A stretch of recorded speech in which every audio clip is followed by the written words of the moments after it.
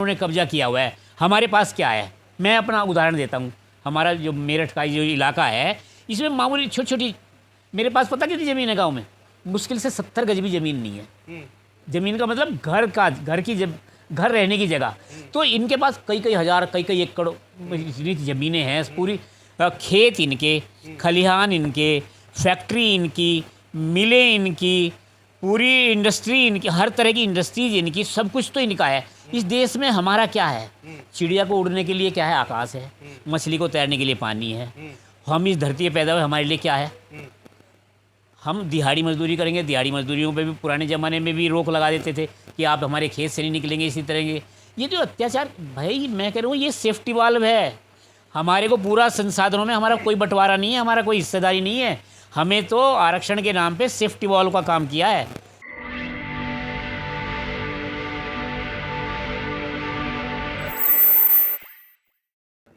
जय भीम। मैं मेवालाल। आज मैं समझने के लिए आया हूँ, हमारे साथ ऐसे शख्स हैं जो समाज को जागृत करते हैं और एकता के लिए उन्होंने दिन रात एक कर दिया है, जिनका नाम है रमेश भंगी। तो इनसे समझूंगा कि आखिर आपने अपने मुंह से खुद आप गाली शब्द यूज करते हैं, सामने वालों को आप क्या उत्तर देंगे? जैसा कि कोई अगर दूसरा कोई भंगी कहेगा, चमार कहेगा, तो आप उसके ऊपर SC/ST एक्ट लगवा देते हैं, लेकिन आप ही खुद इस नाम को यूज कर रहे हैं। तो इनसे जानूंगा कि आखिर आपको खुद महसूस नहीं हो अपने आप को गाली दे रहे हैं? सर नमो बुद्धाय। जय भीम। जय भीम, नमो बुद्धाय। सर आपका नाम, आप खुद अपने आप नाम लिखते हैं कि रमेश भंगी, तो अपने आप को खुद गाली देते हैं? देखिए, गाली देने का मतलब ये है, देखिए कोई भी शब्द, असल में जब हम कोई शब्द बोलते हैं तो उस शब्द का अर्थ क्या होता है? अर्थ वो होता है जो वक्ता उसमें डालता है। किसी भी शब्द में वक्ता उसका अर्थ डालता है। जैसे कि हम किसी चीज़ को, जैसे केला है, एक फल का नाम है ना, अगर हम उसे कल से कुछ किताब नाम दे देंगे, तो अगर हम उसे किताब बोलेंगे तो उसको फल का तो वही बोध होगा ना। तो जब हम नामांतरण करते हैं, मैं कौन हूँ? मैं एक व्यक्ति हूँ, एक पर्सनैलिटी हूँ, है ना, मेरी पर्सनैलिटी है, मेरी इंडिविजुअलिटी है। तो मेरी इंडिविजुअलिटी क्या है? जो मैं हूँ। ये नाम जो है, ये बाहर से क्या है? थोपा गया, पुकारा गया है। किसने थोपा है? किसने थोपा है? नहीं, देखिए, मेरा नाम तो मेरे पेरेंट्स ने लगाया है। जाति का नाम हमें किसी दूसरे ने दिया है। तो हमें नाम भी और जाति का नाम भी कोई दूसरा देता है। जो पैदा होने वाला जो इंडिविजुअल है ना, जो व्यक्ति है, वो व्यक्ति अपने नाम को लेके पैदा नहीं होता। तो आप, लेकिन व्यक्ति कौन होता है? व्यक्ति तो मैं स्वयं हूँ, इंडिविजुअल हूँ। तो मेरी जो विशेषताएं हैं वो नाम से नहीं होती। मुझे, मेरा नाम अगर कुछ और भी रख देंगे तो मेरी विशेषताएं गायब थोड़ी हो जाएंगी, मैं तो व्यक्ति रहूँगा। तो इसलिए जो नाम पुकारने से कुछ नहीं। अभी वानखेड़ी, अभी हम यहाँ अभी बात कर रहे थे, तो वानखेड़ी जी भी कह रहे थे कि व्यक्ति की जो इंडिविजुअलिटी है वो उसे नष्ट करने के पीछे तुले हुए हैं कि आप ये नहीं हो। भाई मैं कह रहा हूँ कि जब हम भंगी नाम पुकारा गया है, गलत नाम पुकारा गया है, अगर इस नाम में विशेषता आती है तो मैं इसमें विशेषता डालना चाहता हूँ। मैं इसलिए एक नाम रखता हूँ रमेश भंगी, क्योंकि मैं कह रहा हूँ कि मैं कम कहाँ हूँ, मेरे अंदर क्या बुराई है। आप बुरा अर्थ कौन ले रहा है? देखिए, बुरा अर्थ किसने, जैसे हम भंगी लोग हैं तो इन्हें किसने क्या कहा है? ये लोग कहते हैं यार ये तो बुरा है, किसने बताया? मैं मान लिया मेरा रंग काला है, जैसे कव्य को किसी को पता नहीं है कि भाई तेरा रंग काला है। अगर उस रंग को ये ना, देखिए, इधर देखिए। हाँ, कोई भी जो शब्द होता है ना, उसमें वक्ता अपना अर्थ डालता है। तो ये जो भंगी नाम दिया गया है, भंगी नाम में जो क्या कहते हैं, जिसे बुरा लगता है, तो बुरा किसको लगता है? हमें बताया गया कि ये बहुत बुरा नाम है, लेकिन जब नाम रखा गया होगा उस समय कैसे बुराई करेंगे? तो जो, जैसे कि मैंने भाषा विज्ञान में हमने पढ़ा है, किसी भी शब्द का कोई अर्थ नहीं होता। अर्थ देता है कहने वाला, लिखने वाला या बोलने वाला, वक्ता। तो ये जो भंगी शब्द है, जैसे मुझे किसी ने बोला भंगी, तो मुझे बुरा क्यों लगेगा? मुझे कोई बताएगा कि ये बहुत बुरा है, लेकिन इसका मतलब क्या हुआ? किसी शब्द के बोलने से मुझे फ़र्क नहीं पड़ा, इधर देखिए सर। है ना, मुझे फ़र्क नहीं पड़ा किसी शब्द के बोलने से। लेकिन जो व्यक्ति ने मुझे कहा अरे ये तो बहुत बुरा शब्द है, तो मुझे किसी दूसरे ने समझाया ना, मुझे समझाया थोड़ा ये कि मैं खुद तो नहीं समझा। तो मैं जो अर्थ समझूंगा उसका वो अर्थ होगा, ठीक है ना। तो भाई आप मुझे समझा रहे हो कि इस अर्थ में बहुत बुराई है, इस शब्द में बहुत बुराई है, लेकिन मेरी अपनी भी तो समझ है ना। आप मुझ पे थोप रहे हो, ये आपने मुझ पे ये जाति का नाम भी थोप दिया, मुझे अर्थ भी थोप रहे हो, तो आप दो चीज़ें कैसे थोप सकते हो? नहीं सर, मैं आपसे ये समझना जी, चाह रहा हूँ जी। कि जिस तरह से देश में भंगी शब्द को गाली समझा गया, तो उसको जगह वाल्मीकि ला गया, तो जी। वाल्मीकि में ज़्यादा मान सम्मान है, भंगी में नहीं है। देखिए, मान सम्मान कहाँ से आता है? मान सम्मान आता है अंदर से। आप मान सम्मान जो है ना, क्या कहेंगे, मान सम्मान can not be inject inside. ये क्या करें, कॉन्फिडेंस, मान सम्मान को क्या कहेंगे, मान सम्मान कम्स फ्रॉम विद इन। ये आपके अंदर से आएगा, कोई आपको इंजेक्ट नहीं कर सकता। जैसे किसी को कहेंगे, बच्चों को कहेंगे बेटे ऊपर से नीचे यहाँ छलांग लगा दे, तो वो छलांग लगाएगा, वो कहेगा नहीं मैं नहीं छलांग लगाऊंगा। अगर वो उसे कॉन्फिडेंस होगा तो वो छलांग लगा देगा। तो भाई एक आप मुझे कह रहे हो कि ये शब्द गंदा है, मुझे तो नहीं लग रहा ना गंदा। आप मुझे मेरे अंदर मेरा कॉन्फिडेंस क्यों, नाम मुझे बता के कि एक गंदा शब्द है, मेरा कॉन्फिडेंस क्यों लूज़ कर रहे हो? मेरा कॉन्फिडेंस आप ये समझा के लूज़ कर रहे हो कि ये शब्द गंदा है। आप क्यों समझा रहे हो मुझे, जब मैं गंदा मानने को तैयार नहीं हूँ? तो मैं गंदा मानने को तैयार नहीं हूँ, तो इसलिए मेरा कॉन्फिडेंस तो लूज़ नहीं होता। लेकिन समाज तो नहीं मान रहा है सर। अरे समाज भाई, को कैसे समझाओगे कि भाई नहीं, वाल्मीकि शब्द गलत नहीं है? नहीं, मैंने ये इसीलिए तो मैंने खुद के ऊपर लागू करके ये अपने ऊपर लागू किया है सबसे पहले कि वाल्मीकि कहने से भंगी कहने का कोई फ़र्क नहीं है। असली कौन है? असल चीज़ है व्यक्ति, असल चीज़ है इंडिविजुअल, आपकी विशेषताएं। जो मेरा जो मैं कौन, मेरा दिमाग जो है, जो मैं बोल रहा हूँ, जो मेरा व्यक्तित्व है, वो मैं हूँ। मैं जाति नहीं हूँ, मैं व्यक्ति हूँ। आपने बाहर से थोपा हुआ शब्द है। तो ये मैंने ये सिद्ध करना चाहता हूँ कि वाल्मीकि कहने से कोई फ़र्क नहीं पड़ता, भंगी कहने से कोई फ़र्क नहीं पड़ता। आपकी जो एजुकेशन है, आपकी जो पढ़ाई लिखाई है, आपका जो व्यक्तित्व है, वो बनता है आपकी मेहनत से। मैं कह रहा हूँ कि मुझे क्या फ़र्क पड़ा, मैं भारत सरकार में एक अच्छे पद से रिटायर हुआ हूँ, सीनियर ट्रांसलेटर के पद से रिटायर हुआ हूँ। तो मेरे जीवन में इस शब्द ने क्या बुराई कर दी जो मुझे तो कोई बुराई नहीं लगी आज तक। और हमारे दर्शकों को समझाइए जी। कि भंगी शब्द बना कैसे? देखिए, भंगी शब्द को बनने के पीछे देखिए तरह तरह की क्या कहेंगे, तरह तरह की संकल्पनाएं हैं, तरह तरह की विचारधाराएं हैं। हम उसे क्या कह सकते हैं? हर एक व्यक्ति अपनी विचारधाराएं थोपता है। जैसे कि एक तो सोच ये है कि भाई ये जो भंगी लोग हैं, ये हवन यज्ञ जो वैदिक लोग किया करते थे उनको भंग करते थे। एक तो ये भी विचारधारा है। एक विचारधारा ये भी है कि भगवान बुद्ध जो है, देखिए जैसे मैंने विपश्यना का भी कोर्स किया है, तो विपश्यना में हम भंग अवस्था है जब आपके अहंकार, आपका जो अहंकार है वो भंग हो जाता है। भंग माने भंगुर हो जाता है, टूट जाता है, ख़त्म हो जाता है, नष्ट कर देता है। नष्ट हो जाता है। तो वो भंग अवस्था है। तो भंगी का मतलब है ये भंग अवस्था है। एक सुनीत भंगी भी हुए कि तो हमारे फ्रेंड तो एक ये भी समझा, हालांकि मैंने नहीं पढ़ा, लेकिन किसी ने मुझे समझाया कि भगवान बुद्ध के भी एक नाम भंगी है, क्योंकि उनकी सारी अहंकार और सब जो उनकी तृष्णाएं थी वो सब भंग हो गई थी। तो भंगी शब्द एक ऊंची उपाधि है।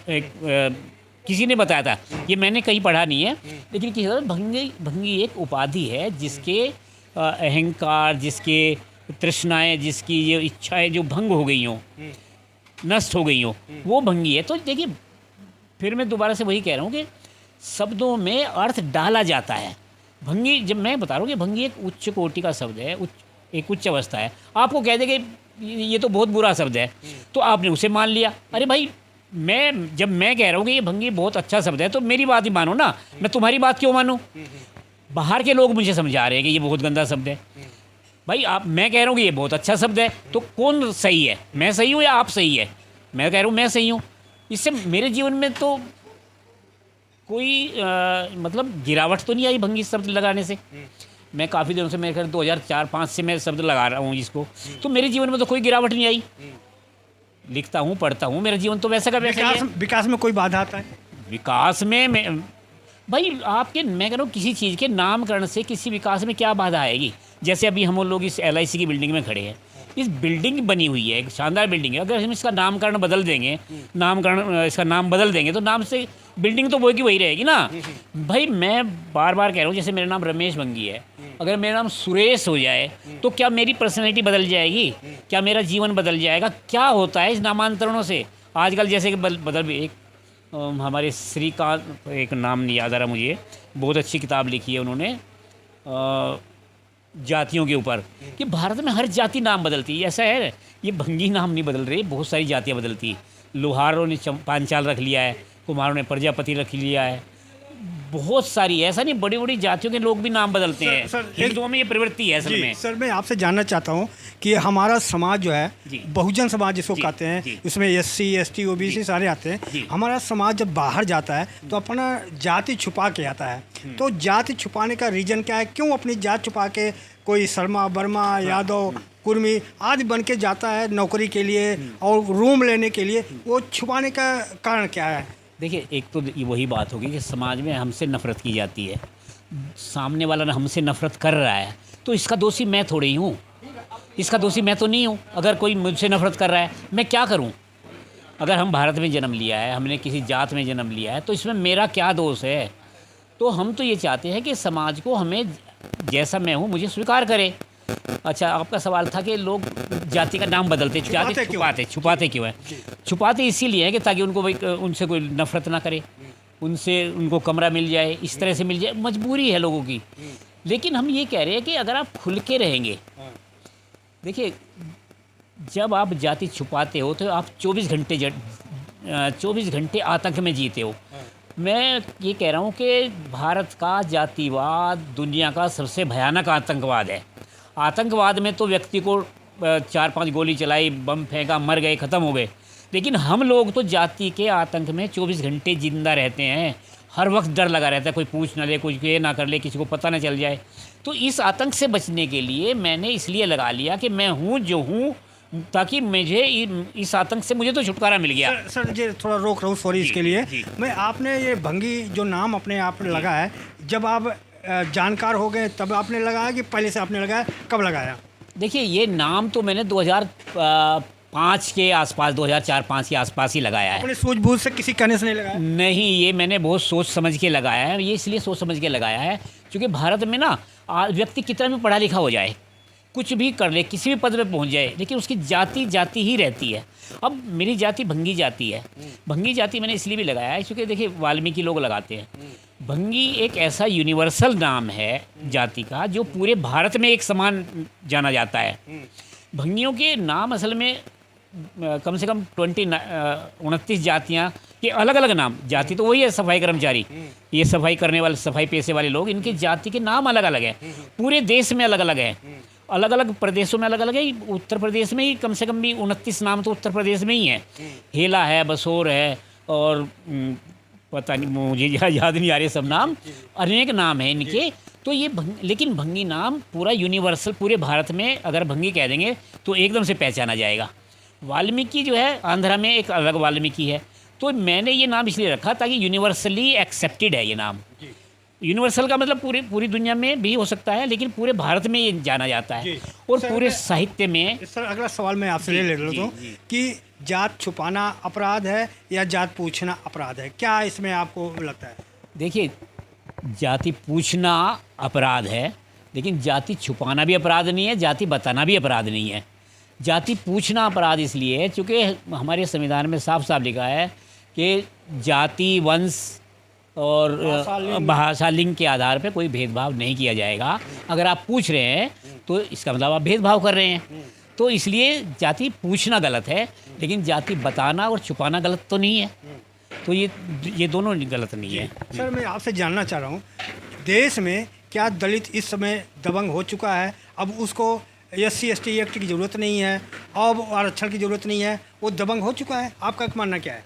देखिए, जब हम बात करते हैं ना एक आम आदमी की, तो हमें ग्रास रूट लेवल पे जो एकदम लास्ट की सीरीज में, एकदम निचले सिरे पे जो आदमी बैठा हुआ है, हमें उसको आदर्श मान के बात करनी चाहिए। आदर्श का मतलब है उसकी बात करनी चाहिए। एक व्यक्ति कोई जज बन जाए, IAS ऑफिसर बन जाए, तो ये संख्या कितनी है? हमारा बहुसंख्यक समाज तो आज भी उसी स्तर पे जी रहा है ना, तो हमें उसी स्तर को मानना पड़ेगा। किसी 10 लोगों के बनने से हमारा समाज ऊपर नहीं चला जाएगा। ऊपर तो का कहना भी गलत है हालांकि, तो हमारा अपलिफ्टमेंट थोड़ी हो जाएगा 10-20 लोगों के। इसलिए सवाल पूछ रहा हूँ, समाज में एक माहौल बनाया जा रहा है कि अब तो दलित दबंग हो गए हैं, ठाकुरों का वो क्या कहते हैं कलश यात्रा रोक दे रहे हैं, तो अब इनको आरक्षण और दलित एक्ट जो उनका सुरक्षा देता है ये ख़त्म कर देना चाहिए। देखिए, मैं वही कह रहा हूँ कि एक आध हमारे पूरे देश में कितने लोगों वो कितनी जगह रोकी, हमारी कितनी बड़ी आबादी में मुश्किल से छोटा सा ग्रुप है वो जहाँ रोका गया। लाखों गांव है हमारे देश में ना, तो उसमें से एक गांव में रोक दे तो वो आदर्श थोड़ा ही हो सकता है। लेकिन रोकने का कारण भी तो है ना भाई। रोकने का कारण ये है कि उसमें अगर देखिए, अगर मैं सक्षम हो गया हूँ तो इसका मतलब ये नहीं है कि पूरा देश सक्षम हो गया है। अगर एक गांव में रोका गया, वो सक्षम है ऐसा रोकने में, उसके अंदर इतनी सामर्थ्य आई है, तो इसका मतलब पूरे देश में सामर्थ्य नहीं आ गई है, उसको हम आदर्श नहीं मान सकते। आदर्श तो हमारा पूरा समाज को आखिरी जो लाइन में खड़ा हुआ बंदा है हम उसको मानेंगे। एक व्यक्ति ने अगर विरोध कर दिया, एक व्यक्ति ने अगर थोड़ी सी अपना विरोध इसे दबंगई नहीं कहेंगे, इसमें थोड़ा सा विरोध करने की उसमें शक्ति आई है, ये दबंगई नहीं है। तो SC/ST एक्ट नहीं खत्म होना चाहिए? बिल्कुल कदापि ख़त्म नहीं होना चाहिए। इतना अत्याचार जारी है, इतना, बल्कि मैं तो कहता हूँ कि अत्याचार पहले से बहुत ज़्यादा बढ़ गए हैं। बढ़ गए हैं। अत्याचार। लेकिन सर आप ये हमें दर्शकों के समझाइए, जैसे कोई सवर्ण है जी, आपको करा ए भंगी ओ चमड़ा तो आप SC/ST एक्ट लगा देते हैं, लेकिन आपका वो ठकुरा वो बबना तो उनके मान सम्मान के लिए कौन सा एक्ट है? उनका एक्ट तो है ही नहीं कुछ। देखिए, उनके मान सम्मान के लिए एक्ट नहीं है, लेकिन हम देखिए उसको हम बमना अगर कह देते हैं ना, तो उसके बारे में उस पर कोई फ़र्क नहीं पड़ता। देखिए, भिखारी अगर आपको कह दे कि चल मैंने तेरे को 10 रुपये दे दिए, मैंने तेरे को 1000 रुपये का दान कर दिया, तो उसका ऐसे थोड़ा ही माना जाएगा। अगर नीचे ये जो अपमान नहीं हुआ, जब वो बबना कर दिया, वो ठकुरा कर दिया, उसका अपमान नहीं हुआ? आपने बोला जो उसका अपमान कैसे होगा भाई? वो अपमान मानेगा तब ना, वो तो समर्थ है ना, वो समर्थ है। हम देखिए, वो समर्थ व्यक्ति को अगर वो उनका कहना है कि हमारे भी लिए एक्ट बनना चाहिए। नहीं, अरे तो भैया हमारा क्या कहते हैं उसे, बेइज्जती तो हमारी होती है ना, गाली के रूप में तो हमें कहा जाता है, गाली के रूप में हमें कहा जाता है। बभना गाली का रूप नहीं है, गाली का रूप बभना नहीं है, ठकुरा नहीं, पूरा गाली का रूप नहीं है। हमारा जो नाम है वो गाली का रूप है, गाली का रूप हमें दिया जाता है, उनको नहीं दिया जाता है। तो क्या SC/ST एक्ट जो लग जाता है तो इससे वैमनस्यता नहीं फैलती? नहीं भाई, वैमनस्यता क्यों फैलेगी? उसे स्वीकार करना चाहिए मैंने अत्याचार किया है, उस व्यक्ति को स्वीकार करना चाहिए ना अत्याचार किया है। तो अत्याचार का क्या, हम अत्याचार में हम कानून का लागू नहीं करवाएंगे? वो तो दुश्मनी के लिए लगा दे देते हैं कि कोई कर्जा आपने दिया नहीं दे पाए तो आपने SC/ST लगवा दिया। देखिए, हो सकता है कहीं ऐसा इक्का दुक्का कोई मामला हुआ हो, लेकिन इसकी परसेंटेज 0.00001 हो सकती है, लाखों में एक हो सकता है। लेकिन अत्याचार, देखिए ये मैं कह रहा हूँ कि ये भी एक तरह का अत्याचार है, कि इस तरह का आरोप लगाना भी अत्याचार है। आप जो व्यक्ति इतना समर्थी नहीं है, उसकी आवाज़ तक नहीं निकल रही है, वो व्यक्ति ये कहे, उस पर ये आरोप लगाया जाए कि ये हमारे ऊपर झूठा आरोप लगा रहे हैं, तो ये गलत बात है भाई। सर, बाबा साहब को पूरा दुनिया कहता है कि बाबा साहब ने संविधान बनाया, लेकिन अब तो पूरे देश में चर्चा हो रहा है कि बाबा साहब संविधान थोड़ी बनाए, ये BN राव ने बनाया है। तो ये इसके पीछे क्या है, आपको कारण लग रहा है? देखिए, ये लोग हमेशा से इसी तरह की एक हवा बनाते हैं, पहले एक सिगुफा छोड़ते फिर उसको हवा बनाते हैं। BN राव ने बहुत सलाहकार थे, ठीक है, मैंने फेसबुक पे भी शेयर किया है, वो सलाहकार थे, वो रचनाकार नहीं थे। और ये लोग तो ये भी कहते हैं कि वो लेखक हाँ, प्रेम बिहारी का नाम, वो कहते हैं कि प्रेम बिहारी, ठीक है, प्रेम बिहारी उसके लेखाकार थे, लेखक नहीं थे। उन्होंने नहीं, हाथ से उन्होंने लिखा था, कैलीग्राफी में लिखा था, तो वो इस बात को भी कह रहे कि वो तो उसके लेखक तो वो थे। तो ये छोटे छोटे शब्दों में ऐसे कहते हैं कि ये इसके लेखक ये थे। तो ये बातों को, छोटी छोटी बातों को कह के नीचा दिखाने का प्रयास है, हमें नीचा डालने का प्रयास है। सर, कहा जा रहा है कि जो बाबा साहब ने संविधान लिखा है ये 2 वर्गों में बांटता है, ये एक तो आरक्षण वर्ग, एक तो सामान्य वर्ग, ये समाज को बांट रहा है। भाई एक बात देखो, ये इन्होंने सारी संपदा पे, देश की पूरी संपदा पे इन्होंने कब्जा किया हुआ है। हमारे पास क्या है, मैं अपना उदाहरण देता हूँ। हमारा जो मेरठ का जो इलाका है, इसमें मामूली छोटी छोटी, मेरे पास पता कितनी ज़मीन है गांव में, मुश्किल से 70 गज भी ज़मीन नहीं है। ज़मीन का मतलब घर की जब घर रहने की जगह। तो इनके पास कई कई हज़ार कई कई एकड़ इतनी ज़मीनें हैं, पूरी खेत इनके, खलिहान इनके, फैक्ट्री इनकी, मिलें इनकी, पूरी इंडस्ट्री इनकी, हर तरह की इंडस्ट्रीज इनकी, सब कुछ तो इनका है। इस देश में हमारा क्या है? चिड़िया को उड़ने के लिए क्या है? आकाश है। मछली को तैरने के लिए पानी है। हम इस धरती पे पैदा हुए, हमारे लिए क्या है? हम दिहाड़ी मजदूरी करेंगे। दिहाड़ी मजदूरियों पे भी पुराने ज़माने में भी रोक लगा देते थे कि आप हमारे खेत से नहीं निकलेंगे। इसी तरह के ये जो अत्याचार, भाई मैं कह रहा हूँ ये सेफ्टी वाल्व है। हमारे को पूरा संसाधनों में हमारा कोई बंटवारा नहीं है, हमारा कोई हिस्सेदारी नहीं है। हमें तो आरक्षण के नाम पे सेफ्टी वॉल्व का काम किया है कि इससे इनका थोड़ा सा जो क्या है, क्रोध नहीं कह सकते उसको, जो इनके अंदर जो उफान है या जो इनकी मांगे हैं बहुत, ये आगे बढ़ ना जाए। थोड़ा सा आरक्षण दे दो, आरक्षण से थोड़ी सी शांति रहेगी। आरक्षण, एक बात और बता देता हूँ कि आरक्षण तो अभी सही ढंग से लागू तक नहीं हुआ है। मैं बता रहा हूँ, मेरा 2005 में आरक्षण ड्यू था, मैं रिटायर भी हो गया और आज तक नहीं, मेरे रिटायरमेंट के बाद भी नहीं दिया। अभी हम को आयोग में डाला हुआ है मामला। तो भाई आरक्षण तो अभी लागू ही नहीं। और अभी आपने देखा अखबारों में कितने लोगों ने नकली सर्टिफिकेट बनवा रखे हैं, ये हमारे उस पर कब्जा करके बैठे हुए हैं। तो ये बिल्कुल बहुत इतना ये लागू भी नहीं हुआ है और हमें इसे ख़त्म करने पे तुले हुए हैं। तो भाई ये तो बिल्कुल ही एक सवाल और है सर। जी SC ST एक्ट जो अत्याचार होता है, जब उसका कोई सिंपैथी करता है, कोई उसका मदद करता है, तो कह रहे हैं कि ये जातिवाद फैला रहा है। तो ये SC ST OBC का मदद कर रहा है, जातिवाद है ये? देखिए, मैं कह रहा हूँ ये हिंदू धर्म जो है दुनिया का इतना निकृष्टतम धर्म है जो इंसान से इंसान को नफरत करना सिखाता है। मैं कह रहा हूँ पूरी दुनिया में कोई इंसान इंसान से नफरत नहीं करता, और हमारे यहाँ इतनी हज़ार जातियों में बांट के एक दूसरे से नफरत कर, हम क्यों नफरत करते हैं किसी से? सिर्फ जाति की वजह से। तो अगर कोई व्यक्ति किसी मानवीयता के आधार पे, इंसानियत के आधार पे किसी की सहायता कर रहा है, किसी की मदद कर रहा है, तो ये जातिवाद कैसे हो गया? ये तो मानवता है। जातिवाद का जो नफरत करता है वो जातिवाद है। सवर्ण का जब मदद करता है तो मानवतावाद कहा जा रहा है। क्या मतलब? सवर्ण का अगर सवर्ण के साथ अत्याचार होता हाँ। है तो उनको कोई मदद करता है तो मानवतावाद। मानवता तो मैं ये सारा जो नफरत है, जो हिंसा और नफरत है ना, ये धर्म से निकलती है। जातिवाद जो है भारत के धर्म से निकला हुआ है, और धर्म ही हमारा हिंसा और नफरत का स्रोत है। तो ये वहाँ से आ रहा है। जब तक हिंदू धर्म जो है छुटता नहीं है, ख़त्म नहीं होता। हालांकि धर्म को ख़त्म, भाई हिंदू धर्म वालों से भी हमारा ये अनुरोध है कि भाई आप इंसानियत क्यों नहीं लाते अपने आप में? आप अगर आपके धर्म में हज़ारों साल पहले का वक्त जो रहा होगा, नफ़रत का रहा होगा, तो आप उससे बदलते क्यों नहीं हैं? ईसाई धर्म में भी बहुत सारी अत्याचार हुए हैं, इन सब में हुए हैं, सबने सुधार किया अपने आप में।